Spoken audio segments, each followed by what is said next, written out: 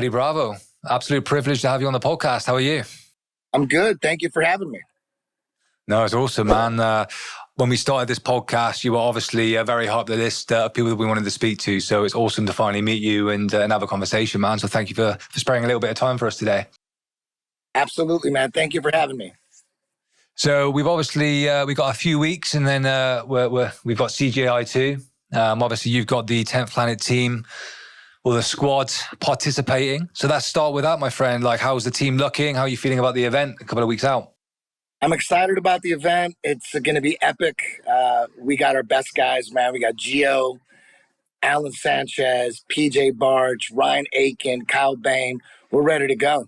Yeah, it's a strong squad, isn't it? Was it an easy decision to come up with that 5, or was there were there a few others that were maybe considerations? It's always, there's always, everybody wants to be in it. You know what I mean? So it was, I wish we could have had Keith Krikorian in there too. Yeah. I wish we could have had Andy Varela in there too. We got so many good guys that it's tough, man. This is the team that's going to show up. This is the team that's going to throw down and go to battle. Yeah, man. Andy was recently on the UFC event, right? Yes. He was in UFC BJJ. Yep. Yeah, man. He seemed like a lot of fun. He talked a little bit, right? That's just Andy being Andy. Yeah, he loves talking shit, doesn't he? Yeah, it was good TV, man. I think the show was a little bit flat overall, but I think he definitely elevated it. I think with his chat and his jiu-jitsu, so it was cool to see him on there, man. Yeah. And then the kind of prep for the event. Have you guys been together, like training as a team much? We spent about 2 weeks ago. We did a week because everyone lives in different parts of the country, so it's difficult. We're not all like in one school. There's over 200 10th Planet schools in the world. So yeah, man, business is good. Tough. But Kyle Bain and Gio and PJ, they're close. So they've been training together. But Ryan Aiken's on the other side of the country, and Alan Sanchez is about a 7-hour drive north. So it's tough. Yeah, the US is so big, mate, and it's hard to get everyone together. Yeah. And obviously with the event, the quintet style, there's like endless opportunities for different athletes to meet with different weights and stuff. So, I mean, how are you feeling about that? Obviously, we saw AIGA recently, which was a similar type event, but obviously it was, weight against weight. Whereas with this, like with quintet, we could see, a 66 against a plus 99. So what are your kind of thoughts on that potential chaos of the event? I like it. AIGA did it differently. There's some good elements to that too. You're going against someone your own size. But everyone tweaks the team format a little bit. When I team duels, I tweak it, a different way. But all in all, it's however you slice it, it's still exciting, man. I was in Kazakhstan and I was at AIGA, and it was amazing, man. I love that. And, I was in Japan for the original quintets. The way they do it is amazing. They have a lot of judges, though, so that's the one part. The guys on the side, I pulled that element out of my version of quintet, but I had no idea that there could be a team element like that, like quintet. I mean, they're the ones that put it on the map. They put it together. I like the double DQs if there's no submissions. I love that element. Puts an emphasis on the end of the matches are so exciting because if there's no submission, it doesn't matter how much position you got. If there's no submission, you guys are both out. I like that element. Yeah, it's so exciting, and it's going to be such a good event. Yeah. Obviously, the other teams have all been announced now, so we kind of know which athletes are going to be in each team. When you're thinking about the potential matchups, like, is there any particular squads that excite you the most about going against that maybe sort of stylistically would create the best jiu-jitsu? No, I haven't really thought about it like that. I just think like, damn, there's so much talent. Now that like Mika's on New Wave now, that's huge. And then I think isn't it Felipe Pena and Pato they're on Atos now or something. Yeah. That's an insane team. These are Isn't it? all-star teams, you know. Yeah. A lot of crazy matchups. I mean, if Pato goes against someone huge, like, what's it going to look like? Pato versus like Nicky Rod. That would be interesting, you know. Or like Big Dan, Big Dan versus Pato. What'll happen there? Oh, mate, I can't wait. It's just going to be. I love how he's doing it like Royal Rumble. Like, you got to call out your next fighter. You get like 10 seconds, all that sort of stuff. It'll be so cool. I like that. Yeah, it's gonna be insane. It's gonna be crazy.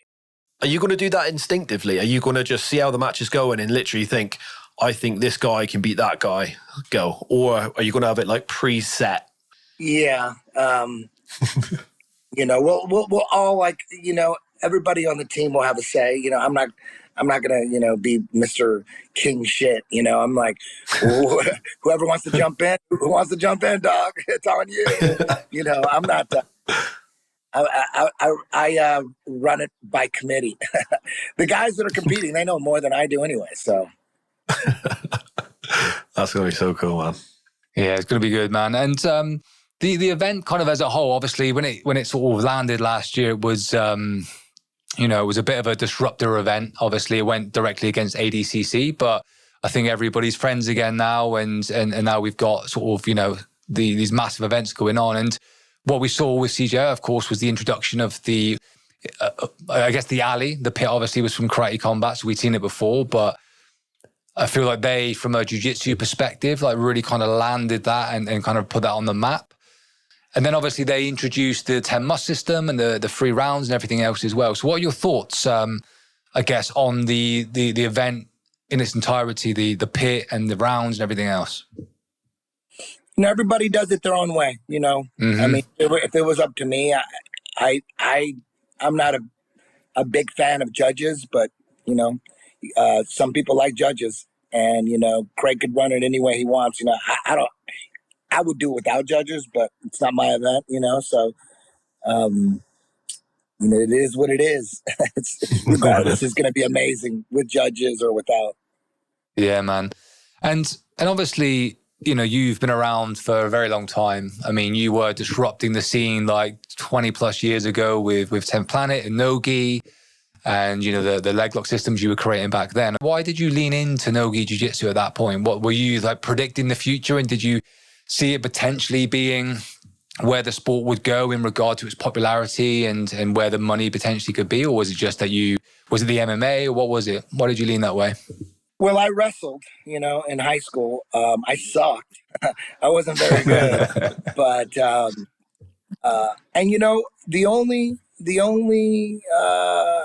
the only guy that wore a gi in the UFC was Hoist, so if they would have had like Henzo go in there, and they could have easily had Henzo, he wouldn't have worn a gi. And I don't think the gi would be as big. I think Hoist made the gi huge, because Hoist went in there with the gi and he dominated, he crushed, he shocked the world, his performance influenced the whole world. We wouldn't be here if Hoist didn't go out there and do what he did. I saw UFC 2 first, and I was just completely blown away, and it changed my life. So he decided to wear a gi, so when right away though, as a white belt, I was already asking no gi questions and stuff. I'm like, well, if we're getting really comfortable grabbing collars and sleeves, but nobody in the UFC is wearing a gi. Although, if you look at Gracie in action, Horion, he had some Vale Tudo fights. There was a lot of Vale Tudo fights, like MMA style fights with the gi. I mean, if you look at Gracie in action, there was a bunch. I watched it recently. I'm like, wow, there's way more MMA with the gi than I forgot. I forgot that. Do you remember that one fight? It was Horion in a boxing ring. He fought like a kickboxer, and they blurred the guy's face out. That because the guy like was threatened lawsuit, but the fight's still on there. You just can't see who it is. And I mean, Horion had a gi on. and he was like punching and kicking and elbowing and kneeing. It's pretty crazy. Gracie in Action 1 and Gracie in Action 2, those are classic videos, man. I just didn't like the whole yanking and pulling and playing tug of war with the gi. I liked no-gi better right from the start. And I also thought that if my back was against the wall and I lost my job as a DJ at the strip club, and I was forced to get a job, and if it was between waking up at 5 a.m. to swing a hammer all day or roof all day or MMA, I would do MMA. I never wanted to do MMA.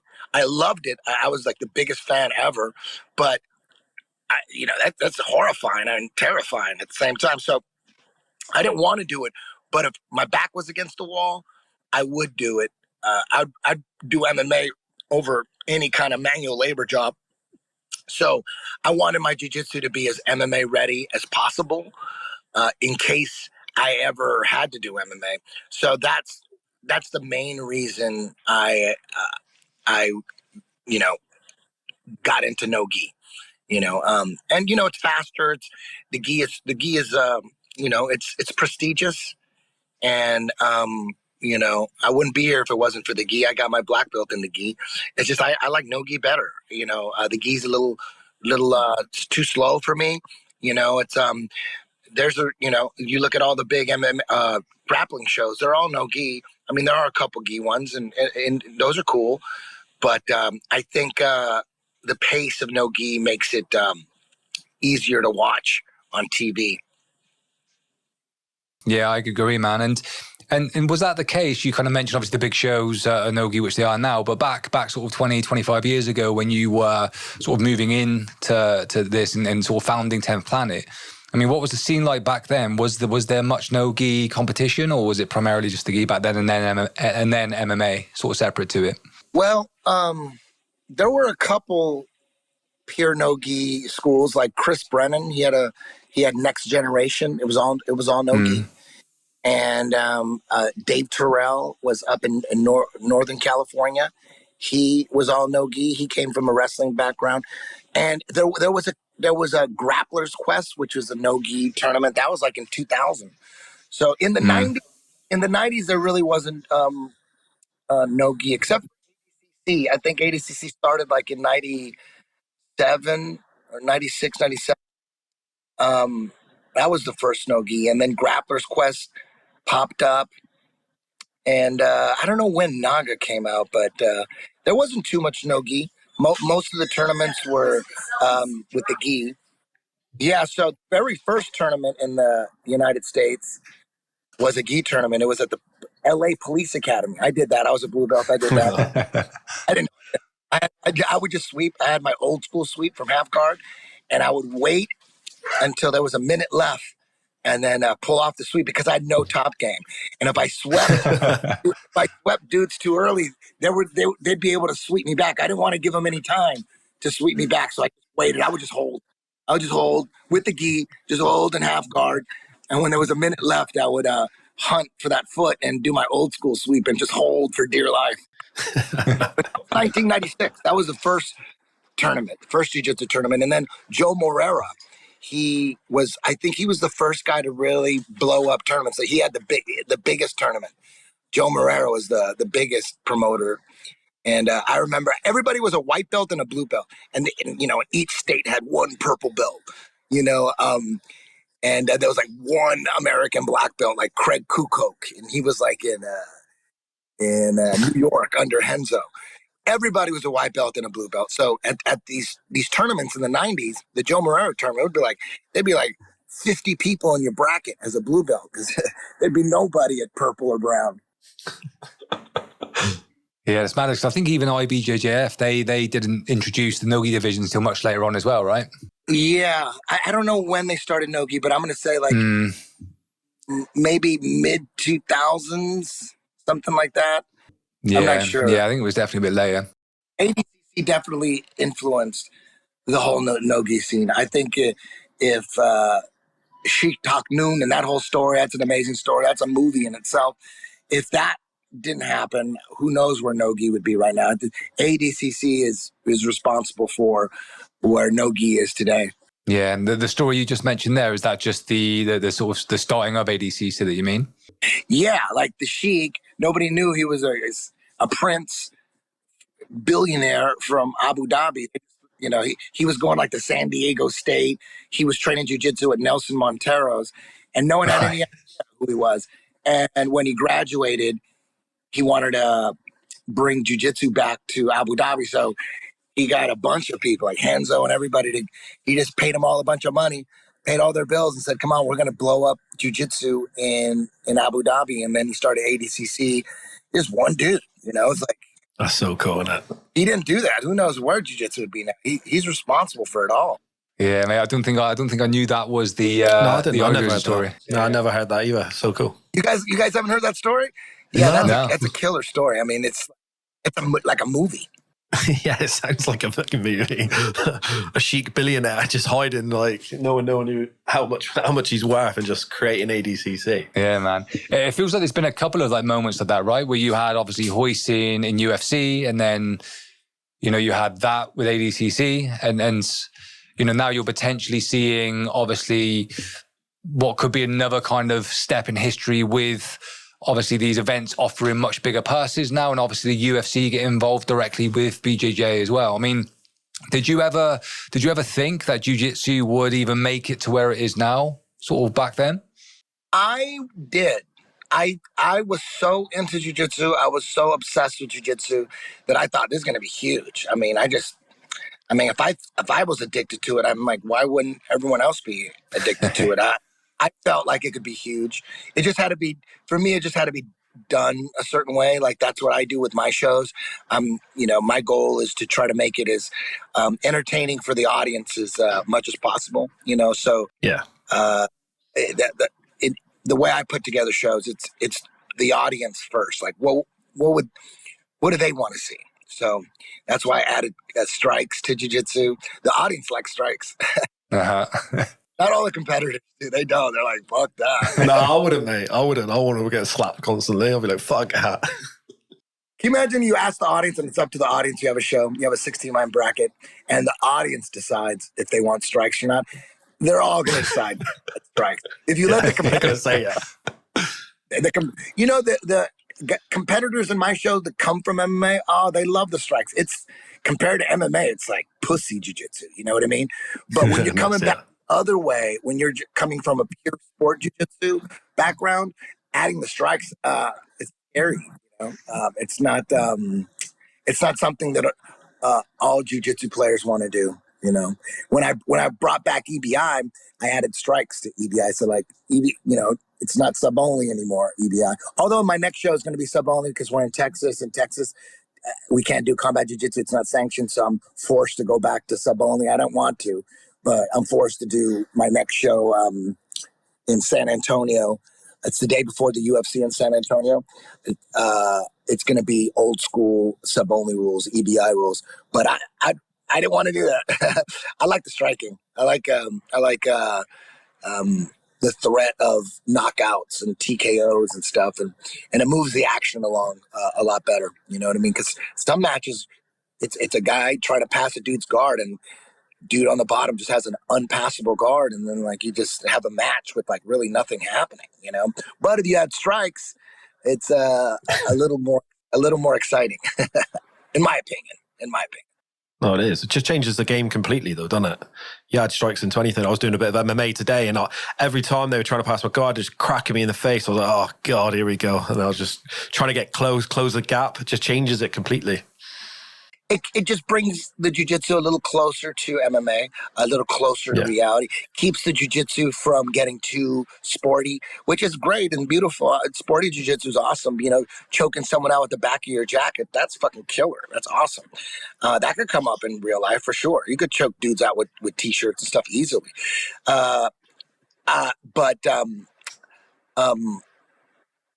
I think the strike. I like jiu-jitsu with strikes better. Just it's a little closer to MMA. Because MMA has a lot more than combat jiu-jitsu. Has Muay Thai, kickboxing. A lot more wrestling. we only allow wrestling for a minute. We don't have stand-ups. We have get downs. We have the opposite, you know. I come from a wrestling background, but I just want to focus on jiu-jitsu, and Combat Jiu-Jitsu has a little something that MMA doesn't have anymore. You can't do a 16-man tournament MMA. You could in the beginning, and they did in the beginning. UFC 2 was the 16-man tournament, that's the event that changed the world, was UFC 2. It was 16 unknown martial artists. Like, most of them were low level, you know what I mean? And people will say, Hoist fought a bunch of bums. Like, people forget that Hoist wasn't considered the best one in the family. Like, you know, he even admitted that Hickson was 10 times better than him. And, you know, and Horion didn't want to put Hickson in because he was too yoked and he would have killed these guys too easy. So, it was filled. UFC 2 was filled with a bunch of no names and a couple bums, maybe, you know what I mean? But not, you know, it is what it is. You know, Hoist wasn't the greatest jiu-jitsu player in the world either. So it was like, it definitely proved, it was clear that jiu-jitsu was missing from the world's martial arts. You know, the world got caught with its pants down. No one was doing proper ground fighting. And Hoist proved it, you know, and changed the world. And we all owe Hoist, we all owe Horion, Hickson, Henzo, the whole Gracie family. You know, without them, like, I wouldn't be here. Yeah, man, I agree with that 100%. To conclude my point, Combat Jiu-Jitsu can do 16-man tournaments. MMA can't. Well, you can't do a 16-man tournament anymore. They're too brutal. No one would survive. But in Combat Jiu-Jitsu, they can survive. So the 16-man tournaments end up being like super fight factories. You know, they're like mini documentaries. So, you know, that's how Jiu-Jitsu can compete with an MMA show. You know, do 16-man tournaments. You know, a bunch of single matches. You know, the MMA has a bunch of single matches, you know. So, you know, in my opinion, I try to do, I try to do what MMA can't do, you know, because there's a lot of stuff we can't do. Like, we don't have kickboxing, like I said. So I'm just trying to make jiu-jitsu as entertaining as possible. That's it. And keep it, you know, and by keeping it, putting the strikes in, makes it more entertaining, and it also keeps jiu-jitsu from getting too crazy, too unrealistic, in my opinion. So that's the other than the Texan event, is that the plan moving forward then, to just to keep that combination of combat and EBI and just go with the strikes moving forward? Well, we do most of our shows in Mexico, and in Mexico strikes, you know, it's the Wild West out there. And in California, it's actually sanctioned, so we can do combat jiu-jitsu in California, and in Arizona it's also sanctioned. So we could do jiu-jitsu with strikes in Arizona, California, and Mexico, just not in Texas. So whenever we're in Texas, and who knows when we'll be back in Texas, but when we're in states that haven't sanctioned combat jiu-jitsu, we're forced to go back to OG EBI rules. And with the sort of tournaments with combat jiu-jitsu, is that's on one night, or is that spread over a couple of days? No, it's all one night. 16-man tournament takes about 3 hours. That would be sick, wouldn't it? That would be so good. Yeah, you can. I mean, they're all up on UFC Fight Pass. I don't know if you guys have that, but we do, you don't need to know. Each show, it's like its own season. It's its own. You don't need to know about the show after it or before it or the 3 shows before it. Every show is its own little world. You know, 3 hours, 16-man tournament. You don't have to know any of the guys. Like UFC 2, nobody knew anybody. But by the end of the 16-man tournament, when you got to the finals, you knew those fighters very well. You just saw them. You just saw their last 3 fights, both of them. So, you know, that's how it works. Usually the first round, you're like, okay, who are these guys? Who are these guys? You know, you might know a couple guys. You know, we got stars in there too. But, you know, by the time you get to the semifinals, you know, the final 4, it's like the playoffs. You know, and then you know them very well. And then the finals, you know, really well. So, yeah, it's on UFC Fight Pass, EBI, Combat Jiu-Jitsu. We got a female version, Medusa. Very exciting. Jiu-Jitsu with strikes is my favorite. That's why I do it. Yeah, man. The Medusa event that you ran, is that that was a female only event, you said, yeah? Yeah, Medusa is Yeah. basically just combat jiu-jitsu, 16 female tournament, but they could strike to the head, to the face, to the body. It's like MMA jiu-jitsu, basically. Sounds sick. Yeah, man, there's some tough girls in that bracket. Fucking each other up. I love it. I love it. I hate it when it's over. When we get to the finals, like, oh, it's almost over. Damn. I love it. Yeah, man. And with all this like traveling and promoting and everything, do you still get on the mats much yourself these days, Eddie? Still training much? I'm teaching more than ever. But you know, I got some nagging injuries, man. I'm 55 years old, man. Looking good though, brother. I'm almost done rolling. You know, I'm sorry to say, but I'm trying to rehab my shoulder. I re-injured my shoulder again. I had back surgery like 7 years ago, and it's like they're telling me I need another back surgery. So I'm a mess. But you know, I do yoga almost every day, and I'm lifting weights, trying to stay in shape. You know, I'm teaching, you know, as more passionately than ever. It's just hard to roll, man. You know, there's so many animals in my room. Like, I just keep getting hurt. Every time I come back, I keep getting hurt. My body could barely handle it. So, I want to roll so bad. It sucks. Yeah, sorry to hear that, dude. We talked to quite a few sort of slightly older jiu-jitsu players, and a lot of them talk about using the gi to slow down the pace and that sort of thing. Ever consider putting the gi back on and slowing things down a little? You know what? Maybe that might be the thing. No, I go back to the gi. Imagine that full circle, go back to the gi and just stall in half guard again. Oh my God, I'll just hold. I might have to. I thought about it, and you guys bringing it up is making me think about it again. I might have to do that. I'll just go back to Jean-Jacques. You know, he's really close to me. So, you know, he's like 10 minutes away. So I might just... Maybe I will. Maybe I'll just rededicate myself to the gi. That might be the only way I can get rolling in and stay injury free. Yeah, this is it, man. Maybe we could see like you innovating the gi game and coming up with some crazy rule sets to make the gi more exciting. That could be cool. I do have a crazy gi move that I came up with when I was a purple belt. It's called the hangman. It's like the beginning of rubber guard. It's like I have a guy in my full guard, and I'm holding his head. He's in my full guard, and I grab the back of his collar, like the back of his neck, and open up his collar and stick my foot in there, and then cross my feet. And if I could stick one of my feet in the back of your collar, and then I cross the other foot on top of it, and then I stretch my legs out like a lockdown, you're trapped, and it's an unstoppable arm bar. I'll be trying that tomorrow. I'll be Googling it and trying it. It's really flexible, though. It's not for everyone. Are you guys not too bad. I'm certainly not, mate, so I won't be trying that. I'm getting there, mate. I'm getting there. I'd say I'm not overly flexible, but I'm not flexible. You know what I mean? Okay. Yeah, but there's flexible, and then there's like 10th planet Eddie Bravo flexible. Yeah, no, that's what I'm saying. Like, yeah. The crazy thing is, people think I'm way more flexible than I actually am. People think I'm like the most flexible guy. I got students that are way more flexible than I am. And I'm like, I can't put my leg behind my head. I got students that I got a student, Derek Rayfield. He could put himself in a dead orchard. He could triangle legs behind his head with both his arms in. He's way more flexible than George Firth. He's another one of my students.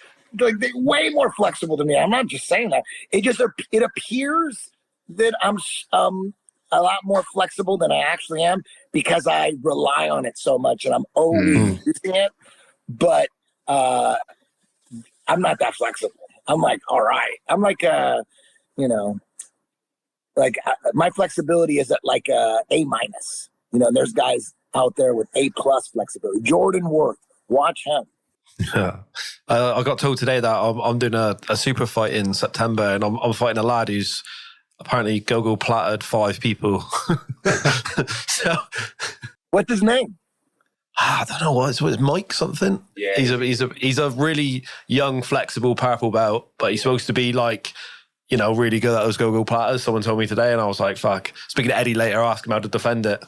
Is he a 10th planet guy? No, I don't think so. But it wouldn't surprise me, mate, if he trained near there. He's up in Manchester, so. Okay. But mate, I think so much of the stuff that you kind of innovated back in the day is kind of used so widely these days, isn't it? You know, I mean, you see it everywhere. Yeah, like, what technique are you talking about exactly? Just in general. I remember when I was a white belt, I remember just watching YouTube of you doing rubber guard, and I barely knew how to pass someone's guard, and I was trying rubber guard on people. Stupid shit like that. I was thinking about that earlier. I was thinking, fucking hell, some of the stuff like lockdown. Like I loved lockdown, didn't I? Through like the whole of like white belt, electric chair. I'd try and electric chair everybody. But that's all just from like your videos and YouTube and just watching 10th Planet stuff. That's awesome, man. You still electric chair people, or did you give up on it? No, I still do. He still stopped do. because he kept breaking people's knees. That's why. I broke a few knees. Somebody with an electric chair? Yeah. I'd done his ACL in a comp. Wow. You know what? Yeah, I've done brutal, man. Probably 7 million electric chairs, and I've hurt maybe 2 people. Like they just turned wrong, and they they didn't go with it right. And then what's crazy is when you have a lockdown in, like you're basically like inside of their leg. You're squeezing the lockdown, so you could feel the tendon rip off the bone. You could feel it. It's disgusting. It happened once. I was like, whoa! It freaked me out. Yeah, the guy's knee just like exploded. Like it was like bang, like a tree branch snapped, and I was like, whoa! Yeah. Both of us stopped instantly, and it was like, oh. Yeah. But I think it was sort of white belt comp, sort of a little while back, and the dude just didn't have a clue, I think, of the danger he was in. That was the problem, right? Yeah, and he's a big dude as well, wasn't he? Yeah. So he's like much bigger than me. And I think he was just trying to muscle out of it, and then it was like when I put him in the splits, he was just like, gone. Shit happens, you know. I mean, it's you know, people tear their ACLs playing basketball and volleyball. Yeah. You know, so of course in jiu-jitsu it's going to happen here and there. Thank God they signed the waivers. Yeah, that's it.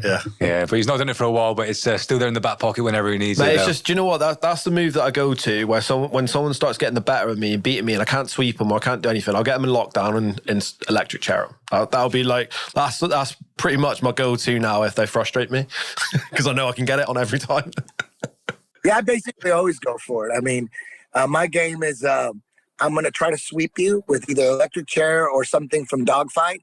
And if it works, great. If it doesn't work, then I go to rubber guard. Rubber guard's always when the sweeps don't work, then I go to rubber guard. That's generally my strategic DNA. There's some times where I play rubber guard for a couple months because my sweeps are working, and I'm just sweeping everybody. And, if I sweep you and pass your guard, no need for rubber guard. Yeah. Yeah, it's good. Eddie, we'll let you go in a second because we know you're a busy guy and you need to shoot. But is there anything else that you've got going on that you want to sort of let our audience know about? I think we EBI's coming up September 12th. It's going to be the day before the UFC in San Antonio. That's why we're doing the show out there, just so we can piggyback it and stuff. And there's going to be a lot of people in town, so give them something to do on that Friday night. It should be insane. Keith Krikorian is on it. Max Hansen is on it. Gianni Grippo is on it. Even Bryce Mitchell. Bryce Mitchell is doing. He got Bryce. Shit, man, that'd be cool. Got Bryce Mitchell on. That's sick. Yeah, Bryce Mitchell's doing it. He's a savage, dude. Not very many UFC fighters that I've known personally jump into rooms and just roll with the toughest guys. Very few people do that. You know who did that? Conor McGregor. Conor McGregor came down to my gym, and you would think that he was so famous that he would just be like, "Oh, I'm not going to roll with, I'm only going to roll with this guy or that guy." Conor McGregor rolled with everybody. He didn't give a shit. And same thing with Bryce Mitchell. Like I respect that, because once you become, famous for fighting in the UFC, you kind of have a target on your back, and these blue belts want to, they want to tap you and say they tapped this famous fighter, and it ends up making it so that like these high level UFC guys aren't really, rolling with everybody. But Bryce Mitchell, he don't give a shit. He comes to my gym and rolls with all my tough guys, and he's good too. You know, Bryce Mitchell's no joke. He's super legit on the ground. That's sick, isn't it? Yeah. Well, I'll definitely be watching that. It's gonna be awesome. Awesome, Eddie. Absolute pleasure to meet you. We look forward to seeing you at CJI, and yeah. Thank you very much. Thank you very man. much. Thank you. You, John, mate. Okay, man. See ya.